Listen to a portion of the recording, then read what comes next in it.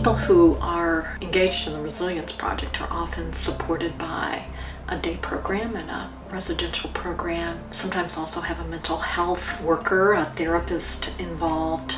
And at the beginning of the project, we notice sometimes that people are kind of operating in their own silo about what they're doing with that person during the time that they're together. With the Resilience Project, we invite all of the people to the table all the time, once a month, to check in, to go around what's going well in this person's life, what are the challenges we're up against, and we help facilitate a whole team approach into someone's system of care. The whole purpose of it is to include everyone to the conversation. Let's get on board together and wrestle through this with one another. And a lot of people come to the table reluctantly. What is this? Another meeting, another group. But then we have people saying, when's that meeting? When can we get together? Because it's really life-giving. It was a lot of training, and a lot of training with the providers and the families to be able to come to them, enlighten them about this project where families were somewhat hopeless about, that we've done this so many years.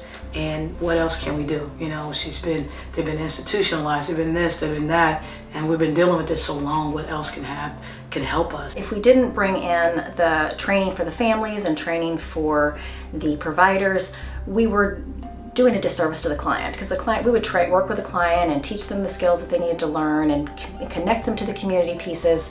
But if their providers or their family was not involved, then when they got home, we all fall apart. And it has turned out to be very helpful. The clients that have a full participating team are the clients we see the most success with. Our hope was that we could get on the same page with the person about who they were, why they were the way they are now, and what we could do together, operating from a shared framework and a common understanding that would help the person get on a path to healing and really start to have an opportunity to be the best of who they were.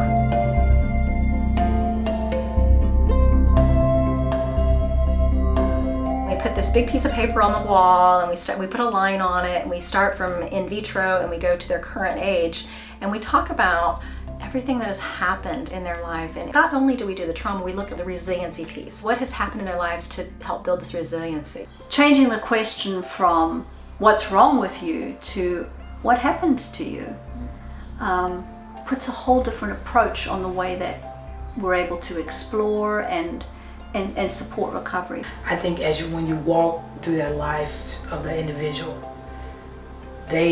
somehow it connects to you. Even if you've never been abused before, when you hear the story, it shows you an individual at a different lens. People would come into the room with a piece of the story of who the person was or what had happened in the past, but hardly ever the whole story. And after a while, we have this rich and detailed picture of this person's life story. If you find that something happened in their past that you had no idea, but you see that it was ongoing, and you kind of see that they did this because of that, that's the part that you're like, oh, you just wish you had known. Yeah. Had I known that prior, I would have handled certain situations differently. Sometimes wish I could just go back and somehow help them in a different way. Now that we have that resiliency piece, Yeah. so much better. It kind of helps you understand and see it's not just a chart, it's not just a client, it's a human being and somebody that you're able to connect with on a different level. I even see staff connecting with each other on different levels now, which is really, really exciting. Often what we see over and over and over is people are not connected in their communities. They don't have places of belonging, they don't have connection. Holistically, and for the most part, the individuals that I support do not have friends. Do not have friends, which is a very painful thing to say out loud, right? Yeah. The more research they were doing on trauma and brain chemistry, the more they learned that it's through connection that we're hurt, and it's literally through connection that we heal, and we get the most reward in our brain from positive relationships. We get the most terror from humiliation, isolation, segregation. And that's, I think, the real power of the resilience worker. Our job is to go out with people and connect them to the other people and places in their neighborhood that share their same gifts, interests, and passions. We're not just getting rid of problems, we're helping people find their potential and find their purpose. Takes our individuals away from being segregated and allows them to connect with a community, with the community that we all live in. Primary thing is build a future where they're living to their highest potential, so they're no longer defined by their trauma, but that they are able to blossom and become themselves. Part of the history of services is that people think that they're designed to fix broken people. With a trauma lens, we try to shift that from fixing broken people and thinking about what's wrong with people, but shifting into what are all the remarkable skills and strengths this person has demonstrated to survive what they've been through, and how can we take those and build on those. I have seen a great deal of reduction in aggression, in vulnerability,